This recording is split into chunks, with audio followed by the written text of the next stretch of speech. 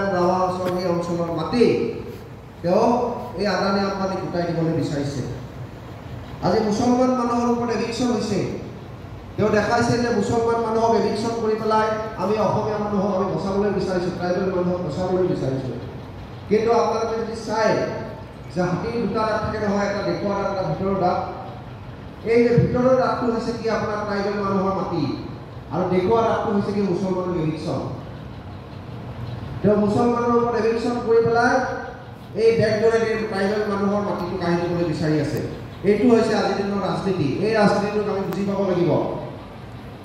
আজিৰ দিনৰ এটা কথাই হ'ব যে সকলো মানুহে আজি উচ্ছেদিত মানুহ, এভিকশ্যন কৰা মানুহ, আজি আমাৰ যে ট্ৰাইবেল মানুহ, এই মানুহবিলাকৰ যে মাটি কাঢ়ি দিবলৈ বিচাৰিছে, সকলো মানুহে জইণ্টলি এটা কিন্তু চৰকাৰৰ বিৰুদ্ধে প্ৰটেষ্ট কৰিব লাগিব, আৱাজ উঠাব লাগিব।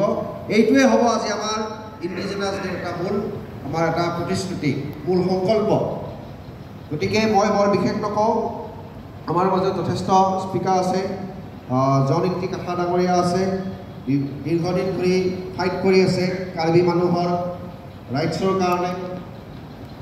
প্ৰণৱ দলে আছে, বিক্ৰম হংছে আছে, বিভিন্ন আপোনালোক সংগ্ৰামী সতীৰ্থসকল আছে। মই আজি যিটো ৰাজনীতি চলি আছে যে আমাৰ ভাষাৰ ওপৰত আক্ৰমণ, আমাৰ জাতিৰ ওপৰত আক্ৰমণ, আমাৰ মাটিৰ ওপৰত আক্ৰমণ, ইয়াৰ বিৰুদ্ধে কিন্তু যুঁজাৰ যি এটা সংকল্প, এটা শপত, এই শপতটো আমি জইণ্টলি ল'ব লাগিব। আৰু ইন ফিউচাৰ, ভৱিষ্যতে ইয়াৰ বিৰুদ্ধে এটা সবল ষ্ট্ৰং ৰাজনীতি আমি গঢ়ি তুলিব লাগিব। ধন্যবাদ। ইনকলাব জিন্দাবাদ। এইখিনি মই ক'লোঁ।